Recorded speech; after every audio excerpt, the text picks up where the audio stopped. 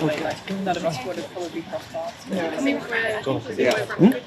Oh gosh, we're going to keep going, right? Okay. So that's interesting. Fine. And then were you all? Actually, one of you said you weren't particularly sporty beforehand. I was not sporty at all.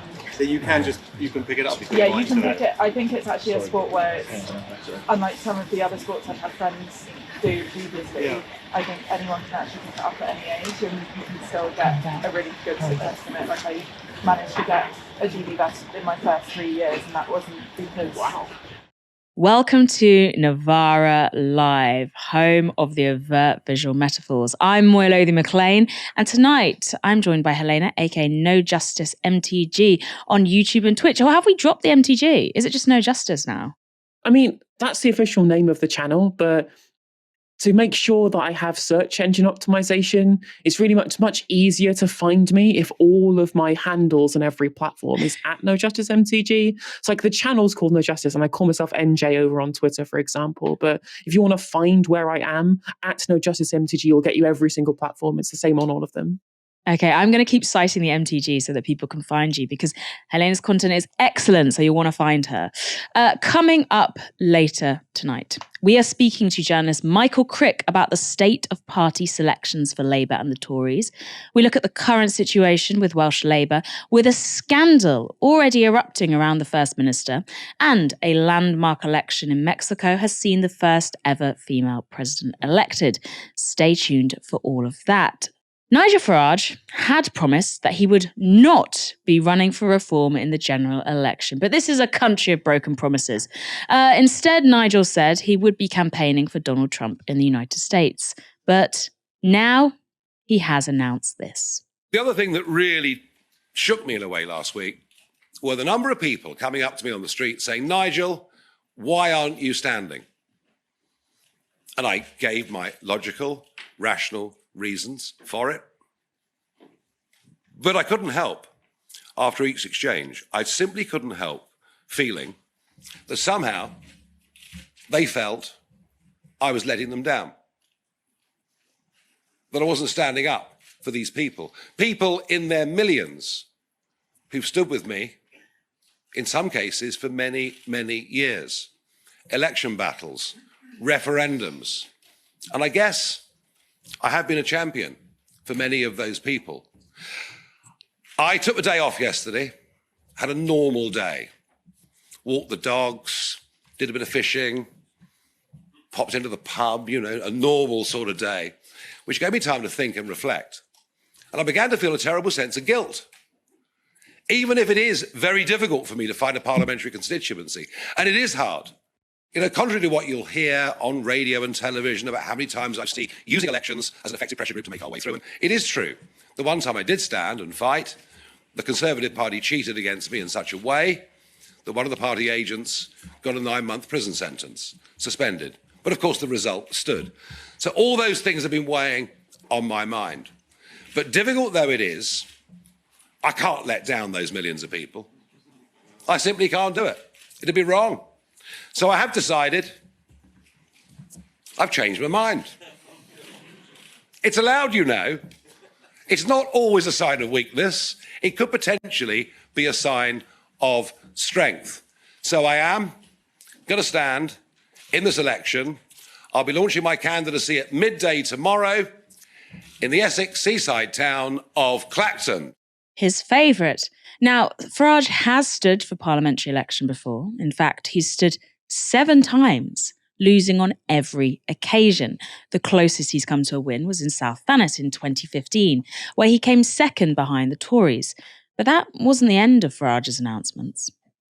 Richard is more than happy for me to put my head and shoulders firmly over the parapet and take the flak. So I'm coming back as leader of Reform UK, but not just for this election campaign. I'm coming back for the next 5 years. And there is one very simple reason for that. We all know already that the Conservative Party will be in opposition, but it won't be the opposition. They are incapable of it. They've spent most of the last 5 years fighting each other rather than standing up and fighting for the interests of this country. They are split down the middle on policy, and frankly, right now, They don't stand for a damn thing. So our aim in this election is to get many, many millions of votes. And I'm talking far more votes than UKIP got back in 2015 when we got 4 million votes. We're going to get many, many, many more votes than that. That was a 5-year commitment from Nigel Farage and a promise to stick with reform until the next election. It was also a pledge to build a substantial swing of votes from the Tories to reform.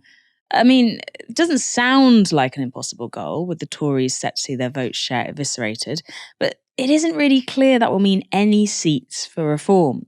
A YouGov MRP poll released today has Labour currently on track to win 422 seats at the election, with the Tories taking just 140, which would give Keir Starmer's party a majority of 194 seats. The Lib Dems look set to gain 2 with 48 seats, while the SNP drops to just 17. But on current polling, this big disruptor party, Reform, isn't predicted to win any seats. And that is, of course, a snapshot of the current situation. Time will tell if polls will move over the next 4 weeks. And it will be interesting to see whether Farage standing for reform in Clacton-on-Sea and indeed leading the party will make any difference. You have to wonder if maybe someone leaked them a little poll before he made this big announcement. Farage also today laid out who Reform's key voters will be. We are appealing to Conservative voters. We are appealing to Labour voters. And those commentators and journalists that are longer in the tooth might remember that in 2015, against all predictions, we took more votes from the Labour Party than we took from the Conservative Party. So Keir Starmer, yes, he'll win, but we're absolutely going to make sure his percentage is a lot smaller than it is now.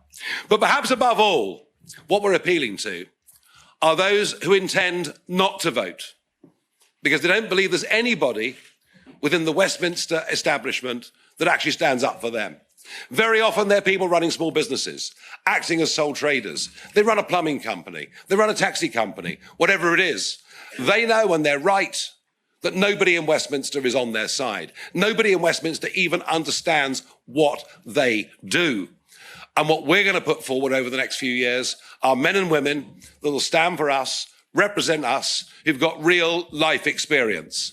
To us, this is not just an extension of being in the Oxford Union. It isn't just some great big game. It's actually about our country and its people. And we're worried and we're fearful of many of the impacts that we've seen. Now, the issues that Farage pledged to fight the election on were the same tired ground that he's been stamping on for the last 10 years. He wants legal immigration reduced and for Britain to take control of its borders. He wasn't satisfied by the way that Brexit was realised, even though that was meant to be the be-all and end-all of taking control of our borders. And he complained about what he called the birth of sectarian politics in our country, which actually just means Muslim councillors celebrating their wins at local elections. Farage ended his announcement with this. So the really big message here is, what I'm really calling for, and what I intend to lead, is a political revolt. Yes, a revolt. A turning of our backs on the political status quo. It doesn't work. Nothing in this country works anymore. The health service doesn't work. The roads don't work. None of our public services are up to scratch. We are in decline. This will only be turned around with boldness. We will only recover our position through economic growth. That will only come when we get away from just half a dozen multinationals dominating the thought of our politicians and allowing real entrepreneurship to flourish. So we're very, very much on the side of the little guy and woman. We're very much on the side of creating growth. We're very much on the side of ending the poisoning of our education system, where 50% of young people don't even know what D-Day is. Such an interesting thing he said there, because I've just finished reading this amazing book, which I've been banging on about, and you'll hear me banging on about in future, across Novara, but it's called The Broken Promise of Infrastructure by Dr. Dominic Davis. And ignore the title's quite off-putting, but it's really about cultural narratives of infrastructure and what infrastructure means to us. So it's like, nothing works. Rails don't work. The health service don't work. These are all the things we realize our citizenship through, right? Having access to that sort of infrastructure, being able to get around, being able to stay put, being able to have a working health service. That's how we realize our citizenship. That's how we exercise citizenship, through infrastructure. But because the infrastructure is not being maintained and because it's been broken down, instead of actually fixing that or putting money in that and making the infrastructure better, so people do have, as Davis says, this freedom to stay put in areas rather than having to move out to big cities like London, these other narratives have emerged around infrastructure. And he, in this book, identifies that Brexit is really a vote from an imagined demographic of, this like imagined white British working class person who's railing against the failure of it, the broken promise of infrastructure, the fact that their infrastructure doesn't work, the internal infrastructure, versus this idea of like the broken security infrastructure, so that other people, this imagined other, this brown other, has this mobility that they feel they don't have. And it's a really good book. It's a really, really good book. So I really recommend that. Helena, Farage has run many times before, but never against such a weak Conservative Party. So what could Nigel Farage in Parliament mean for us? Well, I hate to toot my own horn on this one, but I called it. Back in April, I was talking about this specifically and saying that, well, he's obviously been the majority shareholder of Reform UK PLC, because it is a limited company after all, for the entirety of its inception, really and truly. So he's been the one calling the shots from the background. And what this has been, as always, is a political vehicle for his kind of politics. The issue, of course, has been, up to this point, it's been unclear as to what his strategy should be. It's been unclear whether Reform are just going to make sure that the Conservatives lose some of their seats, or whether or not it becomes an existential crisis for the Conservative Party in terms of their political future. Of course, we've all seen what the polls look like. There was a electoral calculus Find Out Now poll that showed that if people voted tactically, the Tories might be below 100 seats and could potentially no longer be the opposition party if the Liberal Democrats do better than expected. Which means that, yes, Reform UK are eating into the Conservative vote so much that it literally could be the death knell for Conservative Party politics in this country. But of course, you don't know that until the election gets announced and you get closer to polling day. So Farage has been waiting in the wings, wondering whether or not, well, if I'd stay back and just let the Conservative Party have a reduced amount of seats, and then I can rejoin and shape my own image if a far-right person becomes leader, or right-wing person rather, becomes leader of the party. But there's also this other world where the Conservative Party get completely decimated. Reform UK start coming closer or above them in polling. And suddenly, instead of Reform UK being a way of trying to force the Conservatives to mirror Farage's politics, it becomes a force of destruction. It becomes a way of making sure that he becomes the central focal point of Conservative politics in this country. And it's clear from what we've seen in terms of the kind of polls that we're seeing that that's the case. It's clear that the existential crisis is here for the Conservative Party, and they really should be panicking very much so right now if Farage is returning to frontline politics for Reform UK. And it just shows you how poor the strategy has been from the Conservative Party electorally up to this point, specifically because they've been banging on about immigration. They've been banging on about the Rwanda plan and the small boats, for example, is their kind of main issue that they want people to talk about within the public. And they failed. They failed miserably on the thing that they've wanted to push as being a central issue coming up to this election. You've seen that's why they've kind of put it into the back burner and talked about national security instead, because they know they failed. We see poll after poll. Luke Trill from More in Common posted today, looking at the key issues that voters care about. Amongst every single party in terms of their voter base, every single one of them has the cost of living first and then the NHS second in terms of what their main issues are. But Reform UK voters are the only party political sector of the electorate where their main two concerns are both around migration and irregular migration, in that order. So what they've done, what the Tories have done is they've created an issue, pushed it into the mainstream, failed miserably on it, and then created an entire electoral force, an entire sector of the electorate that have then completely deserted them and have been captured by Reform UK.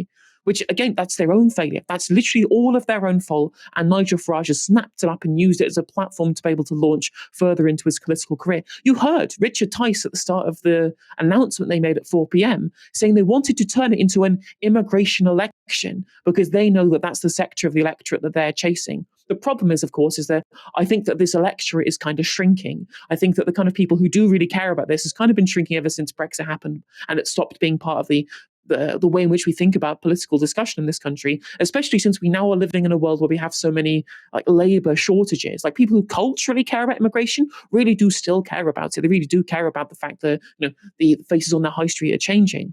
But in terms of the economic arguments, those have become less relevant in a post-coronavirus, post-Brexit world. So I really don't think that they necessarily have any further gains that they can make if they try and push this as their main message towards like the conservative sector of the electorate, when really and truly, they don't think that the culture war is something that they care about when they can't put food on their kids' plates. Well, maybe when the cost of living crisis isn't at the forefront of everybody's minds, maybe that'll be something that they can tap into. But for the moment, it seems like that their electoral reach is limited.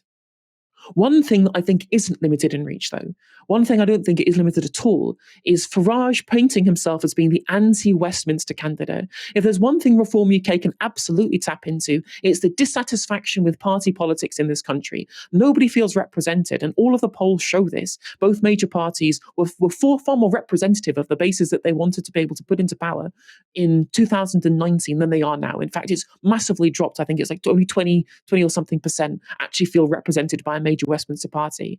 And that's something he can really tap into, as being a kind of an iconoclastic figure outside of the mainstream, almost Donald Trump style, appealing to people who feel left behind by politics.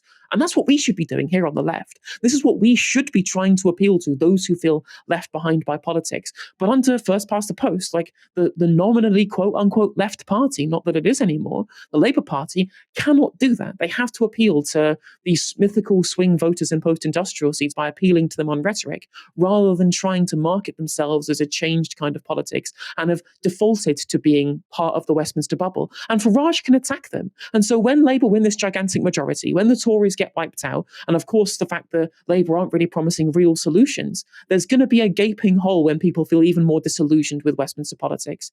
And if we're not here to pick up those pieces, Farage certainly will be. And he made that promise as such by wanting to be leader for the next 5 years and not just for this election.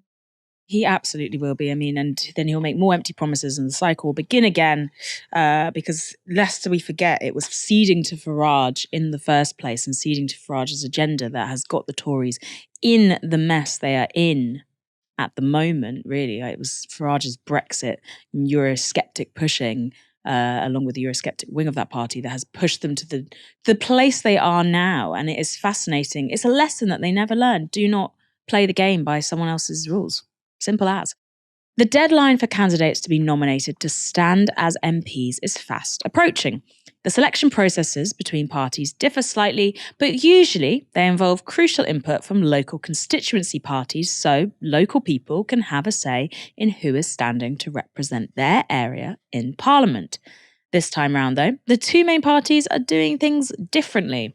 Both the Conservatives and Labour are flagrantly bypassing local input in a number of constituencies in order to impose candidates from their respective head offices.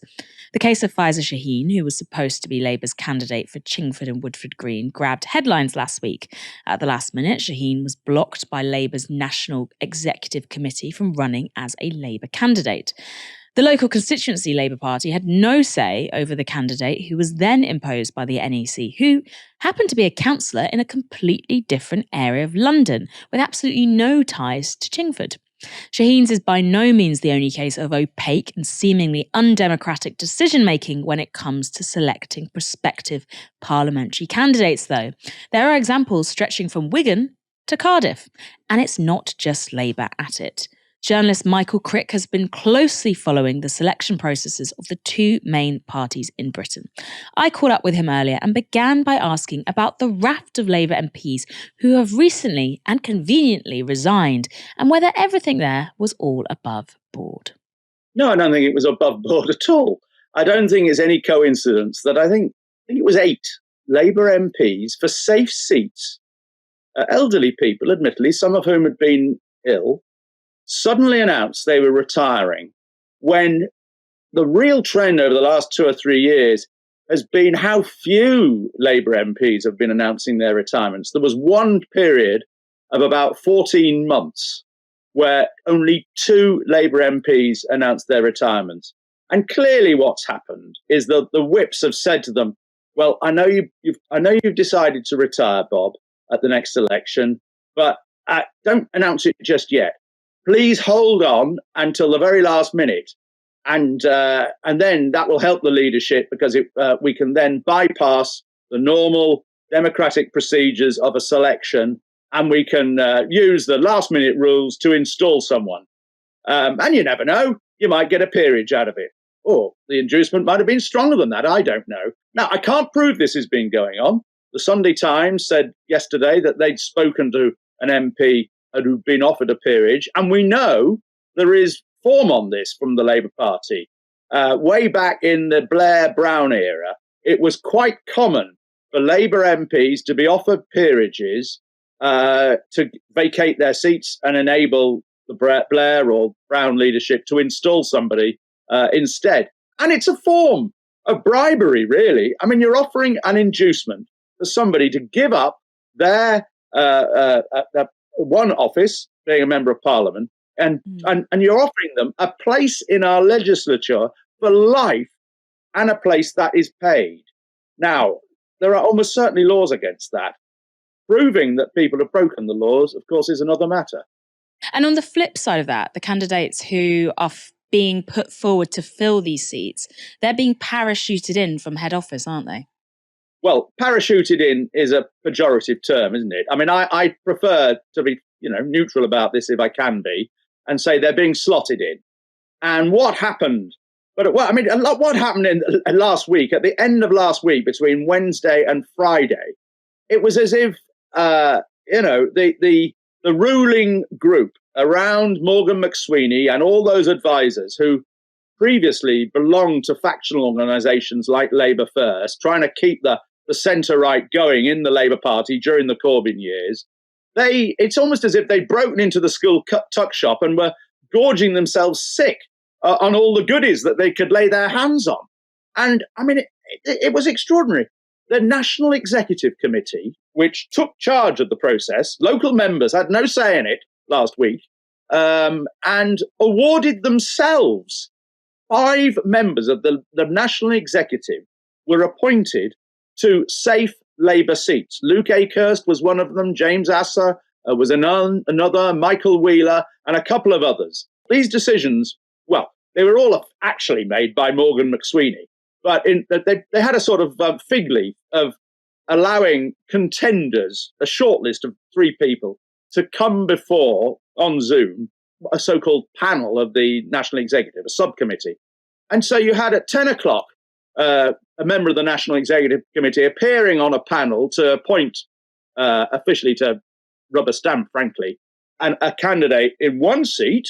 And then only an hour or two later, that member of the panel was actually in front of a different panel of NEC colleagues to be appointed to another seat. I mean, this is extraordinary. And it's extraordinary that a man who prides himself on his integrity, who won a reputation for his integrity as Director of Public Prosecutions, and before that ran a reputation for human rights and civil liberties as a young barrister, could be party to this process.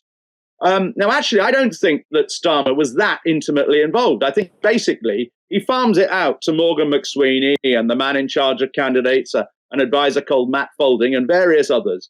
And they took charge last week. And indeed, there was one selection in Stratford and Bow where Starmer actually did have he only had 2 recommendations, as far as I'm aware.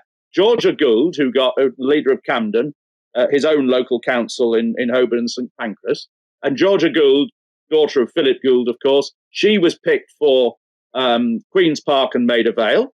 And he also wanted another Camden councillor, a man called Abdul High, to be chosen for a seat in the East End. And Abdul High, was put up for Stratford and Bow. Morgan McSweeney had his own candidate for Stratford and Bow. And in pushing his own candidate, he was actually challenging Keir Starmer in a way, a woman called Uma Kumaran, who'd worked actually in Starmer's office. I mean, Starmer wouldn't have been too distressed that she got chosen. Nonetheless, Morgan McSweeney won that particular battle. there's a sense, really, I think, that Morgan McSweeney last week got out of control. And, it'd be interesting to see what happens to Morgan McSweeney under a Labour government. My fear is that he could become the Dominic Cummings of a Labour government. He could actually become more powerful than the Prime Minister himself. But I think big question marks have to be made over Starmer. Did he know what was going on? Did he condone what was going on? If he didn't know what was going on, why didn't he know what was going on? And I think you can ask the same questions of Sue Gray, Keir Starmer's chief of staff, who, after all, was head of ethics in the Cabinet Office, is meant to be one of the most upright people in the country. How could she turn a blind eye to what essentially was corruption? People being awarded places in our legislature in order to vacate their seats. And did Sue Gray not know what was going on? Well, if she didn't know what was going on, she's a pretty useless chief of staff. Of course she knew what was going on, because people like me and others were reporting it. And it will go down, I think, as one of the most disgraceful episodes in modern Labour Party history. And I don't know any previous example of it in the past. Also, what's disgraceful, I think, about what's been going on. And I talk traditionally, I'm a Labour right-winger. I regard myself as a bit of a Blairite. I won't be voting for Labour at this election. I think the way in which the Starmerites have purged virtually everybody on the left, they purged them from being selected as candidates from the traditional selection processes that have been going on for the last 3 years. And in the end, the left gave up even standing. They knew it was a complete waste of time, that something would be found in their past that would disqualify them. And then they went for Diane Abbott. She managed to survive with help from Angela Rayner, of course. They purged Lloyd Russell Moyle for allegations from 8 years ago, and he doesn't even know what they are, or who he doesn't know who the person was who made them. We don't know what they are. Faiza Shaheen, of course, a very able candidate, pretty respected economist, stood at the last election and was suddenly told that she was no longer allowed to be the candidate after all the work she put in over 2 or 3 years. It is a really shabby way to behave, I think. And the way in which those people have been treated, and frankly, lots of other candidates and would-be candidates have been treated, is disgraceful. And, all it will do is deter people from becoming Labour candidates. More important than that, I always take the view that every party should be a broad church. And no matter what your politics, you should have some people on the other side in Parliament, in the parliamentary party, or around the cabinet table. Because if all you have is yes people there, then you end up making bad decisions. Nobody challenges the Prime Minister, nobody challenges the party leadership, and that is a sure recipe for bad decisions. And a confident Prime Minister, rather than a weak one, I think Starmer actually is a rather weak Labour leader in the way that he's turned a blind eye to all of this. And a confident Prime Minister, somebody like Clement Attlee or Harold Wilson or even Tony Blair, was happy to have a sprinkling of left-wingers around the cabinet table. In Blair's case, it wasn't very many, but you did have Robin Cook, you did have John Prescott. And now, if Angela Rayner wouldn't have been selected under the new regime, and nor would John Prescott or Robin Cook or Neil Kinnock or Michael Foot, or certainly not Dennis Skinner or Nye Bevan or Barbara Castle. It really is it's a mess, frankly. And I think when Labour runs into trouble as a government 2 or 3 years from now, as inevitably it will, maybe earlier than that, it's going to come back and bite them. Let's flip to the other side of the aisle, though, because it's not just Labour, egregious as their selection processes have been, that is running into discontent with the way these processes are being conducted. Because the Tories, the Conservatives, there's discontent there too as well. Michael, can you tell us what's been going on with the Tory selection processes? There are remarkable parallels actually between the parties, because right now, no doubt when I turn my phone back on after this interview, I'll have more messages from Conservative activists, not always activists actually, Conservative MPs and leading figures in the party who are upset at the way in which certain late selections are being handled, and that the leadership, Downing Street, Conservative Central Office, is trying to impose its favourites. In the last few days, just like we saw all those people from the National Executive and people who'd been Starmer advisors chosen for last-minute safe seats. In the last few days, we've seen lots of people who've been special advisors in government chosen for safe Conservative seats. And indeed, it's still going on. There's a selection tonight in Suffolk, central Suffolk and Ipswich North. And I understand there that the chosen contender is the chairman of the Conservative Party himself, Rick Holden. And there's a huge amount of resentment from the local members, Conservative members in that constituency and in the constituency next door, Bury St Edmunds, at the way in which they are having shortlists imposed on them of people chosen by the central party and that they are not allowed to, that local activists and members that they would like are not being added to the mix. So it's very similar to what's going on in Labour. Now, I am not a purist on this. I do accept that if you're the leader of a political party, it's reasonable that you want some really talented people and people who are have been advisors to you or have been close aides. It's not unreasonable that you should want them to be with you, alongside you, on the benches in the House of Commons. And you want as strong a possible team in the House of Commons because you're hoping to form a government. You need people who are capable of being cabinet ministers and who know the big stuff, who know about the economy and defence and foreign affairs and so on. What I dislike is the dishonesty of the whole thing. This argument that, oh, well, it's all last minute and we can't involve the members. Well, that is a bogus argument because in the modern world of Zoom meetings and online voting, although that's been fiddled, I believe, in the Labour Party, the Conservatives don't have online voting, and they don't really have Zoom meetings. But the Liberal Democrats go in for Zoom meetings in a big way. But you can do a parliamentary selection involving the members in 48 hours, probably quicker than that, if you really wanted to. But they're using this last-minute thing as an excuse to say, oh, well, it's too late to have any proper democracy. You're going to have to choose from our shortlist. And there are complaints all over the country right now in the Conservative Party. What's happened there is that lots of selections have been severely delayed. So, for instance, in Basildon and Billericay, John Barron, the sitting MP, announced last October he was standing down. What's that, 8 months ago, 9 months ago? And in others, there were several others last autumn and earlier this year that announced they were standing down. And they've left it until now to make the selection. That delay by the Conservatives is another deliberate trick, really, to sort of say, right, well, no time for the members. Sorry, goodbye, no democracy. But we'll let, at least, I suppose, to the Conservative Party's credit, they're still having selection meetings. I mean, there are several tonight, Monday, and there'll be some tomorrow night, Tuesday, and maybe even Wednesday. So members do get some choice. It's just that they don't know, and they don't know officially who's on the shortlist until they turn up, although they might be able to read about the shortlist if I manage to find it out on my Twitter feed or elsewhere.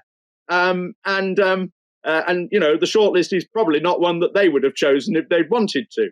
But it's, some choice, I suppose, is better than none.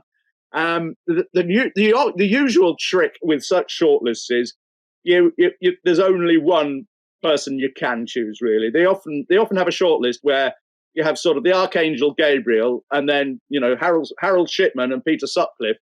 And so people can only choose the Archangel Gabriel. But sometimes the members revolt, as we saw that over the weekend as well in the Conservative Party. They result that they think is a candidate being imposed by Downing Street and Conservative headquarters, and they then choose somebody else. So, these fixes don't always work. But there are remarkable parallels between the parties. And let's remember, these safe seats, in reality, the selection committee or the national executive is choosing the MP. It's not what happens on July the 4th or in the run-up to the July the 4th with the postal voting.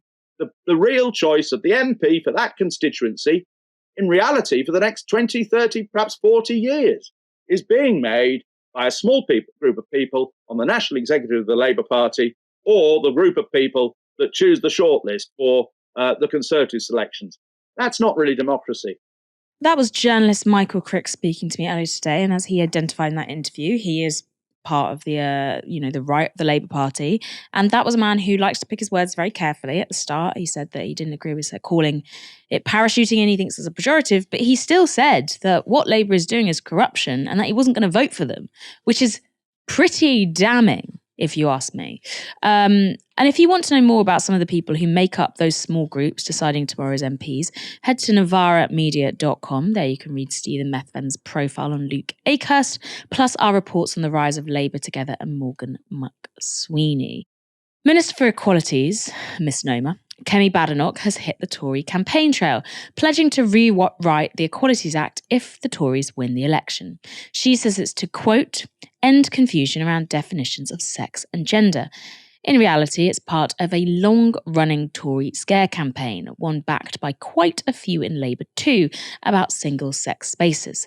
Of course, what Badenoch really wanted to do was resurrect a panic about some of society's most vulnerable people in exchange for a Tory bump in the polls, one that hasn't yet materialised. And of course, to cement her own credentials as a future leader of the party while she was at it. Fortunately, it all went very, very wrong. This was Badenoch laying out her clarification on Good Morning Britain. You are saying that somebody can legally change their sex. At the moment, the law says a legal sex is changed with a gender recognition certificate. But legal sex is not biological sex. We are trying to emphasize that the Equality Act is talking about biological sex. It's what you were born as, your body part. You may change your legal sex at the moment with a certificate, and how that applies in different scenarios. There's a lot of confusion. There's confusion about the terminology. Even the conversation we're having shows that. Sure. But you are saying that somebody can legally change their sex, aren't you? You cannot change your sex. You can change your legal sex. Okay. That's okay. What the courts have said. So there we have 3 categories: biological sex, legal sex, and gender. Now, if a person applies for a gender recognition certificate, this allows them to change what's called their sex on documents like their birth certificate and passport. Rightly so. But apparently that's just a record of their legal sex, not their biological sex. Okay. Led Balls asked Badenoch to clarify that one more time. You're going to clarify the law to say that somebody can change their legal sex, which is very different from what the newspapers say. No, I'm sorry, Ed, that's not what I said. That's what you just said. We are clarifying the law to say that the Equality Act, when it refers to sex, is talking about biological sex. Yeah. A gender recognition, I actually think we need to move away from the term legal sex and talk about gender. Well, we have a gender recognition I think it was certificate. you who used that term, not me. Yes, because that's what the law is now. So I'm talking about what the law is and how we're trying to clarify it to make it clearer for the future. Right. You can change your gender. Of course you can. That is why we have transgender people. But we want transgender to mean transgender. Sex is immutable. Right. Biological sex is immutable. It doesn't matter what a piece of paper says. You cannot change your sex. But of course, we as society want people who want to change their gender to be able to do so without fear of discrimination. So according to Badenoch, what is written on a piece of paper recording your sex doesn't matter, because the whole point of this policy proposal is apparently to provide clarity for single-sex service providers about when they can turn someone away for being transgender. According to Badenoch, those providers can use biological sex as the criteria about whether to admit them to, for example, a rape crisis centre or a women's prison. But isn't what's registered on your birth certificate going to be used to determine what services you can access under the Tories' clarification? As Badenoch told GMB, this just registers the thing called legal sex. Over on the Today programme on Radio 4, Michelle Hussain didn't get it either. If you get your gender change legally recognised, for example, that would be a gender recognition certificate, you'll be able to order a new birth certificate with your new gender on it. All full birth certificates that are issued after the correction will include a note in the margin. That's why I'm wondering, what would be the paperwork that would ensure that a biological man wasn't in a space like a rape crisis centre? Well, in the vast majority of cases, no one is even asking for any paperwork. People are not presenting as something different from what their that would be required with the change you would make? The point I'm making, Michelle, is that quite often this is not a paperwork issue. And as policy changes, as legislation changes, guidance changes too. So I don't have the gov.uk website in front of me, but of course, when you make a change in legislation, you may have to make changes in terms of what forms are required and what paperwork would be going forward. But I'm sure you've thought this through, wouldn't you? Yes, to actually be able to legally bar someone who is not biologically female from somewhere like a rape crisis centre, what is the paperwork you would be demanding or excluding from them using to back up their claim? Well, I'm sorry, but the implication that you're making is that no one should be able to do anything at all without paperwork. You can ask people, of course, you would expect people to be honest. If you're protecting a rape crisis centre from being sued, as you're setting out, what's the paperwork that they would be able to demand or reject in order to be confident that they're within the law? So if someone brings forward, if a trans woman brings forward an amended birth certificate that says that their legal sex is female, where does that leave them? Can they or can't they, under your plans, access that rape crisis centre? Well, as we're saying, legal sex is what we are trying to emphasise, not the same as biological sex. That's what the court cases are changing. The paperwork that explains what your legal sex is your birth certificate. Your original birth certificate or any corrected birth certificate? Michelle, what you are describing is a hypothetical scenario, assuming that when people go into rape crisis centres, they're bringing in birth certificates, they're bringing in gender recognition certificates. No, but you're the ones who would change the law in order to make it completely clear. In one sense, Badenoch has clearly, and Badenoch and our allies and everyone who's pushed this transmoral panic have clearly won a victory there, because if you listen to Michelle Hussein's framing of this, where she starts talking about, biological man access and whatever trans woman wants this, what paperwork will they show to make sure that they're allowed into this place? The framing of it belies automatically that the question under debate is not, this is really bad that you're trying to exclude women from using a service that they legally have access to and that, aligns with their gender. And Badenoch can say, till the cows come home, sex is immutable, gender is separate. It doesn't matter. When someone who identifies as a woman walks into a space for women, providing services, vital services, like, protection against domestic violence for women, and needs a space that aligns with their gender, how on earth is the questions we're asking, well, make sure, what certificates are you going to make sure they have? Are you going to check they have the certificates? So in that sense, there has been a victory on Badenoch's part, even if this policy announcement goes further tits up.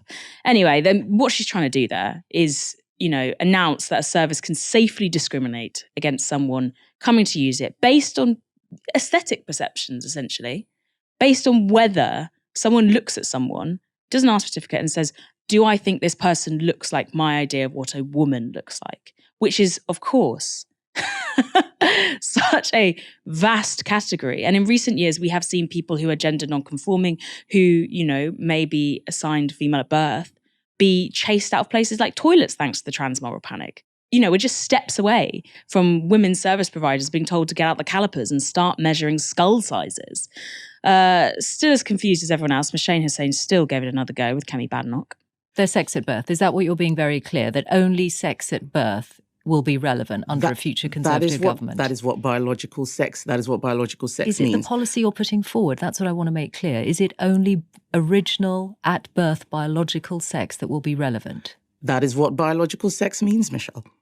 Why are you not saying that that's the policy change? You're suggesting. I did. Okay, that was the first thing that I announced. Okay, right. So let's be completely clear then. We are emphasising that sex means biological sex. That is recorded on your birth certificate. But what you are doing is trying to create scenarios about people bringing in birth certificates and so on. The fact of the matter is that there are a lot of problems right now. We have rapists being put in women's prisons on the basis that they are self-identifying. We are clarifying the law so that public authorities and many of those people, for instance, in rape crisis centres, which are not publicly run, quite a lot of them are informal. People don't know what to do. They're afraid talking about a of being legal sued. basis, and I don't think it's unreasonable for me to ask you what is the paperwork that would reflect that legal basis. I've answered the question. You just keep repeating it in a different way. What is the key bit of paperwork? Because there are different kinds of paperwork people could have, and the key bits are an original birth certificate, any amended birth certificate, or a gender recognition certificate. Which of these three would be the key bit required under your plans? Michelle, I really appreciate that you are trying to get into very technical scenarios. I have said that your birth certificate is the one that records your biological sex. I've said that repeatedly on this call. This is not a paperwork issue. This is a practical issue. Don't think Kemi Badenoch has any idea how rape crisis centres work, and neither do a lot of the people who are aiming to bar trans women from them. But what that interview did do was make the Tories' proposal a little clearer in one sense, and it's no wonder Badenoch didn't want to say it out loud, because the proposal basically ignores every other factor other than what sex is registered on your original birth certificate, which would force people into spaces providing care completely at odds with their actual needs and gender. Helena, the moral panic against trans people has already done such social damage, and it will really outlast the Conservatives. I think that's obvious. But it's not a vote winner. So why is Badenoch persisting? Yeah, I don't think it is a vote winner. I think you're right. I think there are some Tory strategists who think they can win over some people, but really and truly what it's doing is making them look completely out of touch. Again, the cost of living crisis is at the top of everybody's concerns at this point, or the vast majority of people's concerns. And talking about birth certificates and what's happening with trans people makes them look totally removed from the problems of everyday people in this country.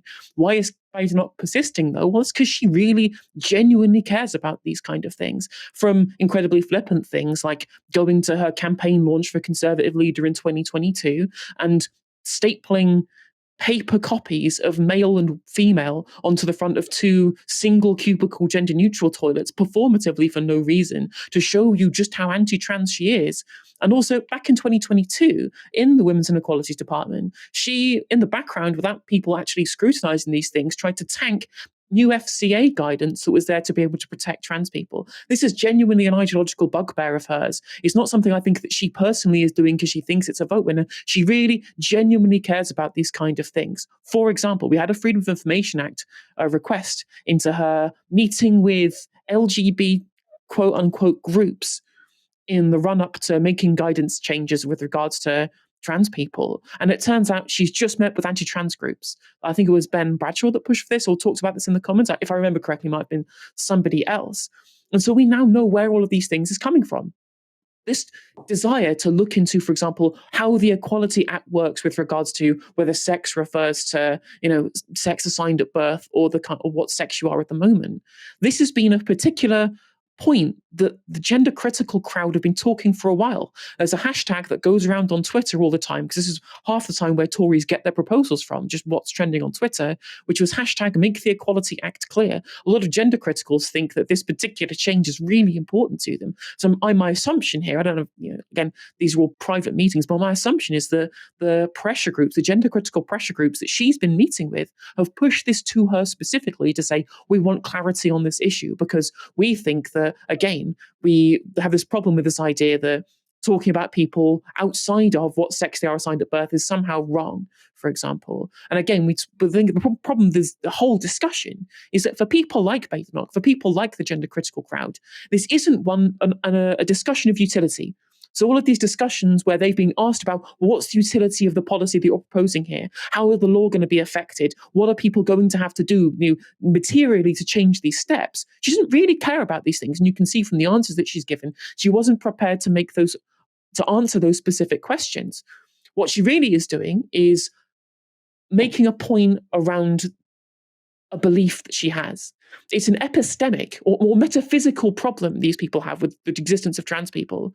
Not that they want to protect women, because of course there are plenty of arguments as to why this doesn't protect women that you've obviously made at the start, and obviously very easy to intuit things like, well, it doesn't take whether or not you have a piece of paper or not for a cisgender man to go into a women's space and commit sexual assault, for example. They can do that already. There's no chromosome force field on a toilet door. You don't need to pretend to be trans to do these things. And so all of this kind of scaremongering of having trans people access to these places isn't really without merit. But they don't care about that. They don't care. They believe that trans women are men. They believe that sex is immutable. And anything outside of that, they feel is like ideologically wrong, like epistemically wrong. And that's what the law is to these people. The law isn't a means to an end to achieve the greatest utilitarian outcomes, which is what I think most people on the left would believe. The law is there to legislate morality, to legislate underneath the guise of truth. And their personal truth about the existence of trans people is what I said before, that sex is immutable and that trans people, they can present as a different sex in their own mind, for example. That's what the gender critical crowd think. But fundamentally, they believe that there are two sexes, there's male and female, they're immutable and they're defined by people's gamete potential, or whatever ludicrous kind of rhetorical rabbit hole they've gone down to try and self-justify their own personal dislike of trans people in a lot of these cases. And you've just seen it there. There are already plenty of ways in which, through the Equality Act, you can still have spaces that exclude trans women, for example. There is a trans exclusionary women's shelter up in Scotland, for example, big focal point of discussion. That already exists under the current definition of the Equality Act. But these people just want the Equality Act changed so that trans people are not treated like the gender that they are now, like the sex that they are now, that they can only ever be treated at the sex they're assigned at birth, because their fundamental belief, their epistemic belief, is that nothing can change that. Elections aren't just taking place in the UK, but in every corner of the globe. In India, vote counting will begin on Tuesday as a record-breaking 642 million people cast their ballots in the country's 7-phase election process. 7 phases! Exit polls predict a big win for Narendra Modi's BJP-led National Democratic Alliance. And in South Africa, the ANC has lost its overall majority for the first time in its 30-year history of South African democracy. That means the country will likely find itself with its first coalition government. But the most exciting news comes from Mexico, where left-wing Claudia Sheinbaum becomes the country's first ever woman president. A physicist, climate scientist and former mayor of Mexico City, the 61-year-old is forecast to win around 60% of the vote. And the ruling coalition, led by Sheinbaum's Morena party, also looks set to score a 2/3 supermajority in both of Mexico's houses of Congress. That will allow Sheinbaum and her party to pass major constitutional reforms without opposition support. Speaking after her win, Sheinbaum said this: "For the first time in the 200 years of the Republic, I will become the first woman president of Mexico. We imagine a plural, diverse, and democratic Mexico. Our duty is and will always be to look after each and every Mexican without distinction." Sheinbaum ran her campaign on a promise to continue the left-wing, anti-establishment and highly popular policies of her predecessor, Andrés Manuel López Obrador, also known as AMLO. These include direct economic transfers to the elderly and single mothers, as well as massive infrastructure projects in historically deprived areas of the country. Sheinbaum has also promised greater investment in clean energy and a plan to tackle violence in a country where around 80 people are murdered every day. I'm joined now by David Adler, coordinator of Progressive International. David, can you tell me what Sheinbaum's election victory represents? This victory, and I hasten to add this unprecedented victory, unprecedented the number of votes that were given for a single candidate in the margin of victory, 30% over the opposition, is astounding victory. I think represents two very distinct things. One is a kind of referendum on the government of Andrés Manuel López Obrador over the past 6 years. Over those 6 years, we've seen the advance or the proposal of a new kind of fourth transformation, which is big on social policy, expanding access to education, taking care of the elderly and the handicapped, as well as a new type of Republican austerity that's supposed to represent a new type of honesty, transparency, integrity for government after so many decades of vicious corruption by people at the very top all the way to the very bottom of Mexican politics. And so on the one side, this vote really is a ringing endorsement of this sexenio, these 6 years that have been led by Andrés Manuel López Obrador, and he now retires from politics in October in the inauguration of the new president, with that legacy basically intact, with Morena having taken large majorities in the legislature, something we're not seeing basically anywhere else in the world, as well as this unprecedented victory, the presidency. That's the first critical piece. The second is a more specific endorsement of the vision and the program proposed by Claudia Sheinbaum, the first woman president, not just in Mexico, but also, as the Morena hastens to add themselves, in North America, with a distinct set of issues that really motivate her and the project that she now comes with into government. That's about climate change. She's an IPCC scientist, a climate change scientist who's very passionate about issues that are local, like water management, with the risk that Mexico City, from where I'm speaking to you now, may actually run out of water, as well as leading on the global stage on issues of climate change, on issues of feminism.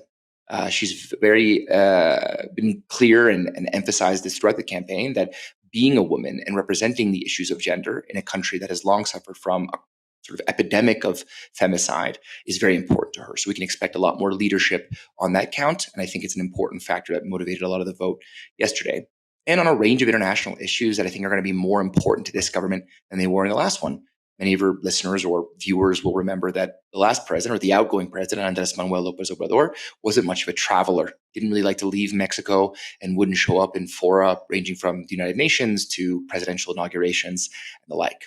I think with this government, we can expect to see a bit more engagement on these international issues, whether it's Palestine or whether it's questions of Latin American integration.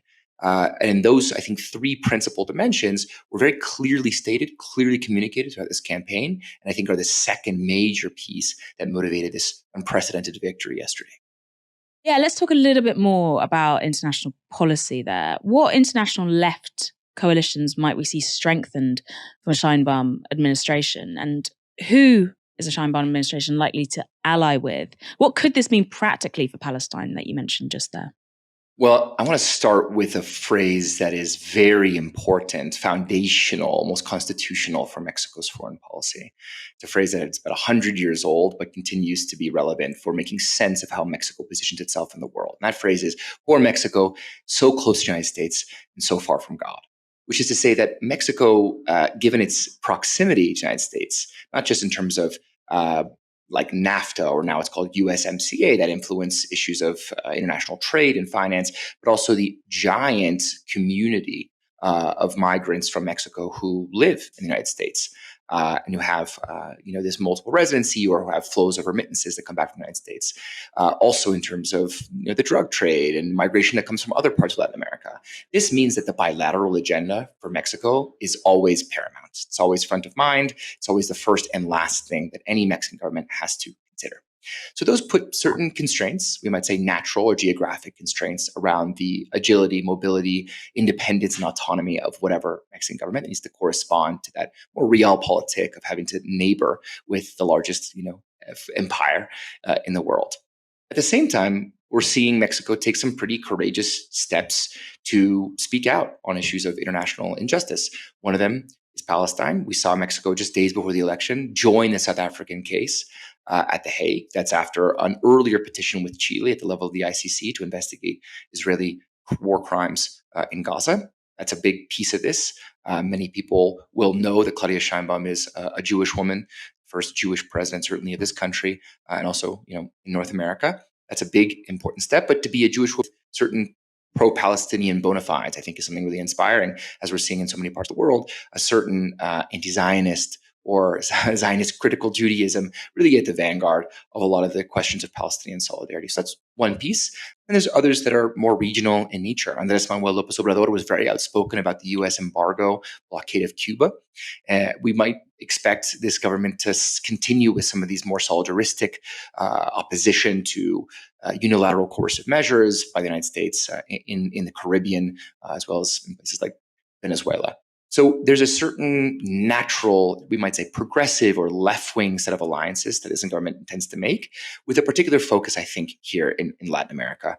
Mexico has this crucial role as a kind of bridge between North, Central, and South America, both for its diplomatic heft, its economic prosperity, its size, as well as its proximity to the United States.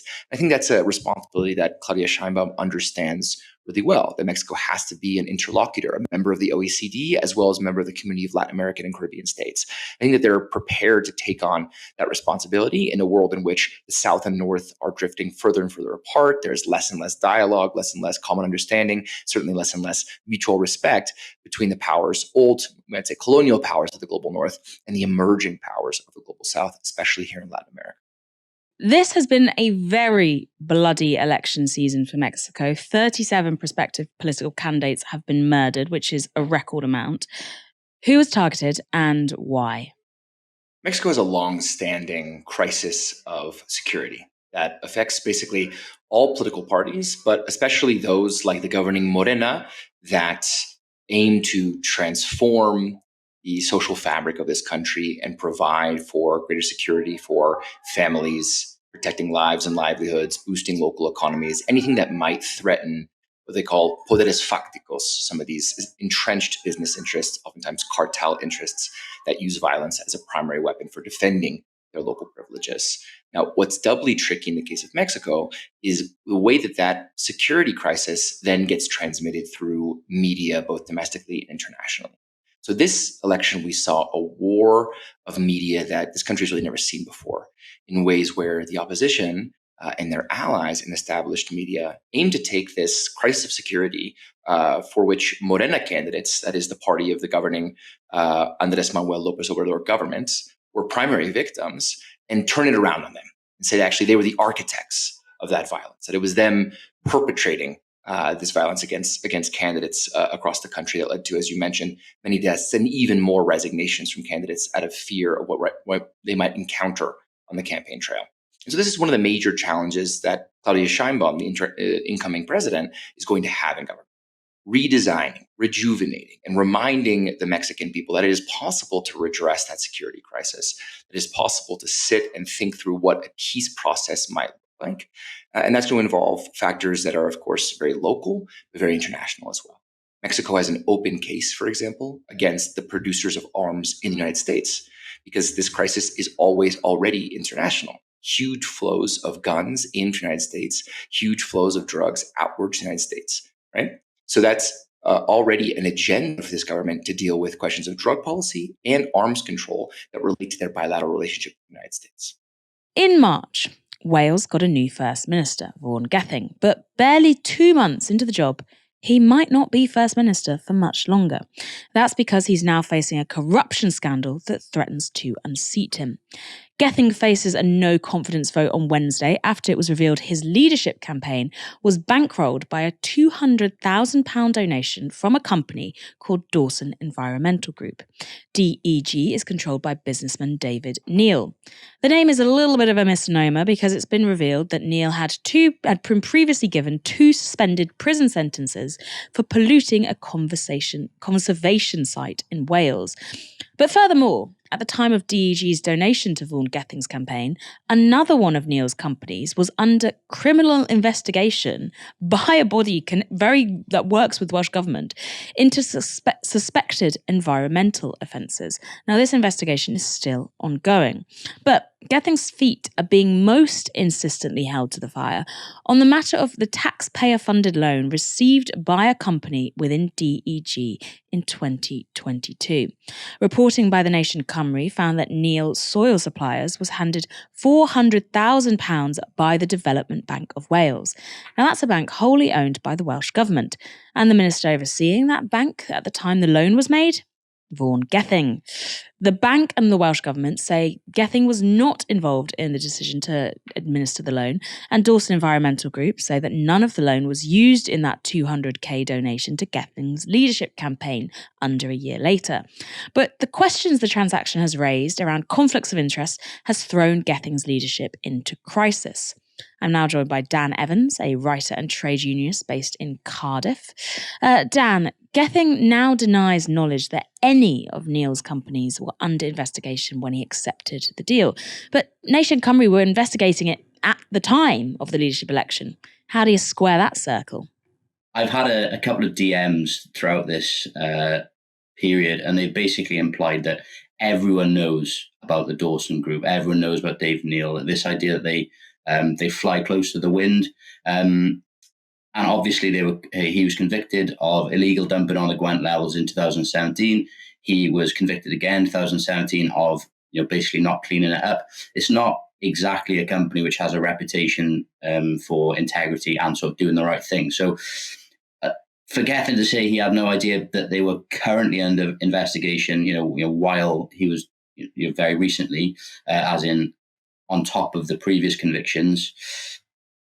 Well, we'll have to see. There's been a lot of evidence coming out like after the fact throughout the campaign, so I'm sure someone will dig up some texts or receipts if they are there.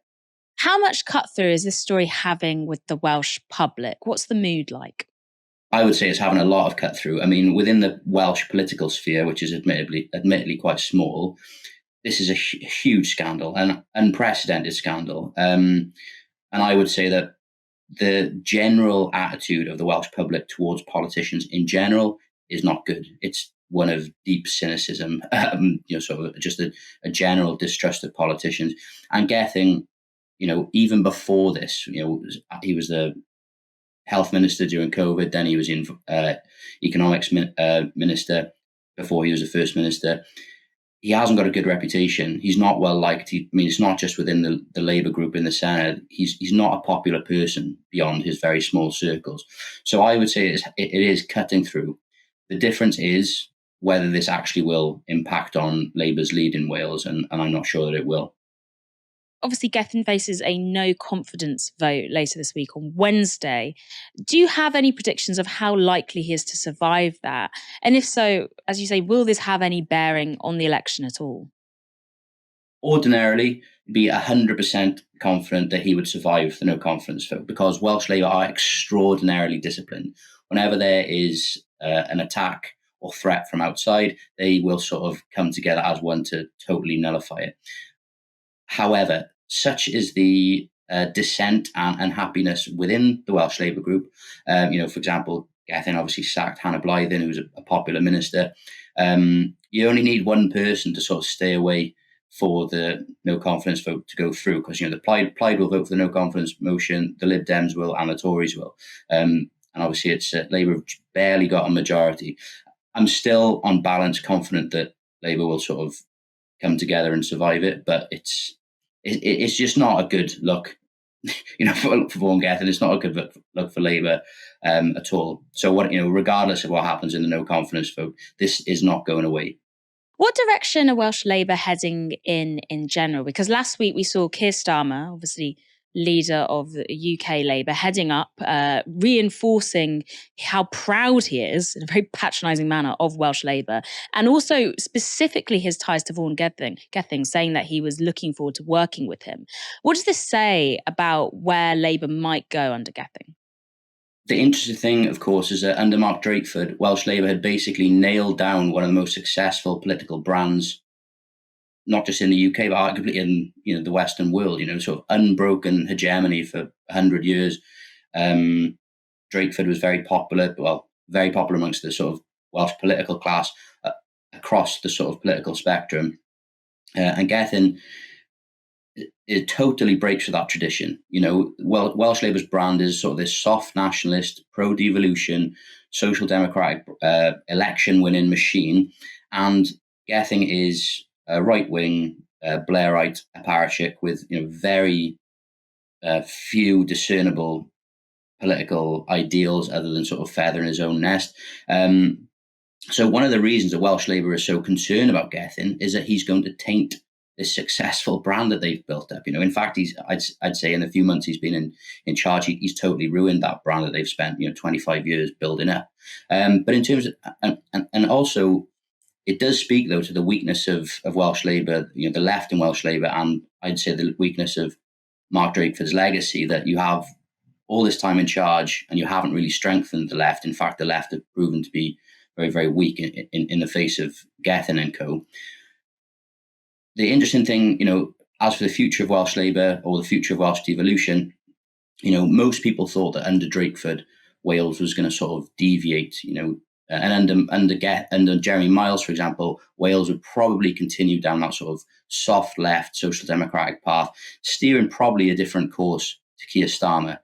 Vaughan Gethin is not going to do that at all. He is going to be Keir Starmer's man in Wales, a nodding dog who's going to do whatever Starmer wants him to do. So Starmer is going to have to, because a lot of people in Wales kept saying that this is going to come back on Gethin, Gethin's going to lose his job. Well, whether or not he loses his job is going to be based on whether Keir Starmer thinks it's worth having someone who's loyal, and whether that loyalty, that he can use Wales as like this political training ground he's already started parachuting candidates in, whether or not that trumps the sort of Gethin's unpopularity in Wales is going to be the interesting question.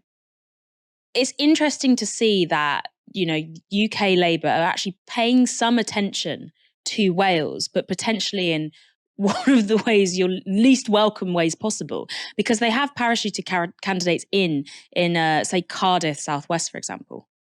Yeah, they parachuted a candidate into Cardiff West and they parachuted a candidate into Swansea West, which has not gone down well at all. And in fact, I think it was today or yesterday, saw the resignation of Darren Williams from the Welsh Labour NEC. Now, Darren Williams is very, very close to Mark Drakeford. I think he was he's a very big figure on the Welsh Labour left. He's the chair of Welsh Labour Grassroots, which is Momentum's sister organisation. So for Darren Williams to leave, that is a sign that there is significant dissent building internally within the Welsh Party over the imposition of these candidates and about Starmer in general. Do you think Welsh Labour is mirroring the path of the SNP in Scotland? And what does this mean for the Welsh public? It's very interesting because the Welsh Labour and the SNP, despite their sort of ostensibly different political traditions, are made up of exactly the same people. Like this professional managerial class identikit politician, sort of socially liberal, but not really economically socialist in any way, shape, or form.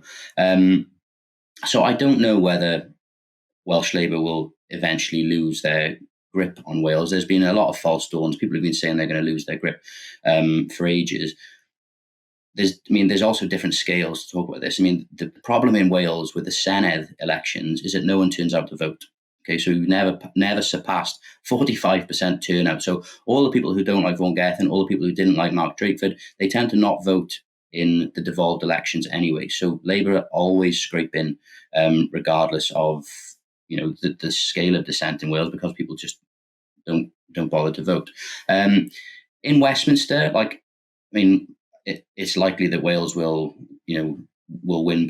Welsh Labour or Labour even will win back all the sort of seats that turned Tory last time. But there is, the right in particular are growing in Wales. The Tory vote is steadily growing, albeit quite slowly.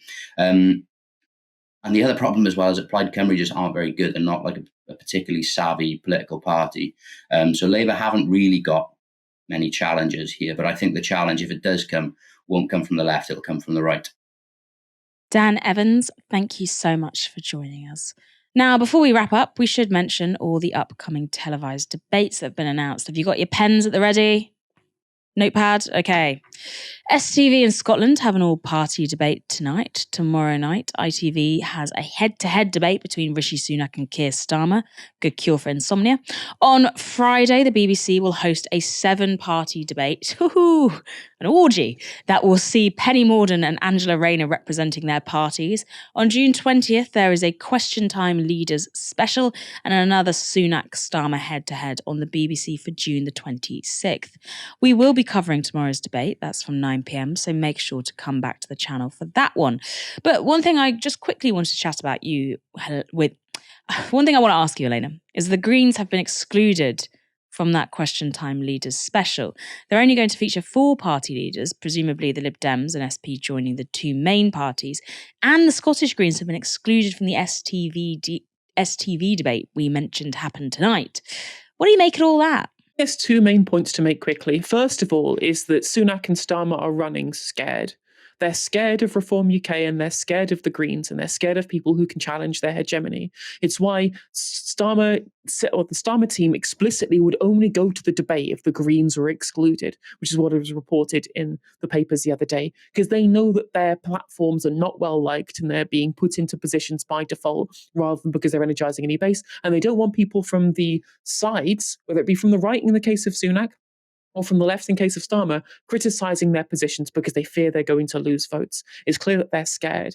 The second of all, with regards to the fact that there is exclusion more broadly, say, for example, with the leaders being questioned on Question Time for people like the Green Party and potentially Reform UK, is that this is where tactical voting gets you. Because a lot of these panels are decided by how people are polling, how these political parties are polling and how many seats they get in Parliament. Continually deciding, well, I have to vote for this certain party because they're the tactical vote to put into power means that there is a far more likelihood that these people are going to be excluded in future elections. And it also means that if you do vote for a party you genuinely want to see represented, say, for example, the Question Time audience is picked based upon results, based on percentage votes at the last election. If you vote for who you really want to be seen to have a political platform, they are therefore more likely to get it when it comes to these debates happening. They may not win the seat potentially, but they're more likely to have a voice later on. This is why, for example, when UKIP were polling at 12%, they had endless reams of coverage, despite the fact that they didn't really have any parliamentary representation. So just a thought on why the BBC are allowed to get away with these exclusions, and it's because people feel like they can't voice electoral support for smaller parties. That is all from us tonight. Thank you, Helena, for joining me and being so articulate as always. While I stumble, you're just fluently driving the point home. We really appreciate it. As always, it's absolute pleasure to share the stage with you, Moya. I look forward to next time, as always. And thank you everyone for watching this evening, especially as we went a little bit over time. But come back tomorrow for double coverage, Novara Live and Debate Watch, whatever we're calling it. We need a snappy name. We can't do election sesh. We need a snappy name. Put suggestions in the super chat and maybe we'll read them out.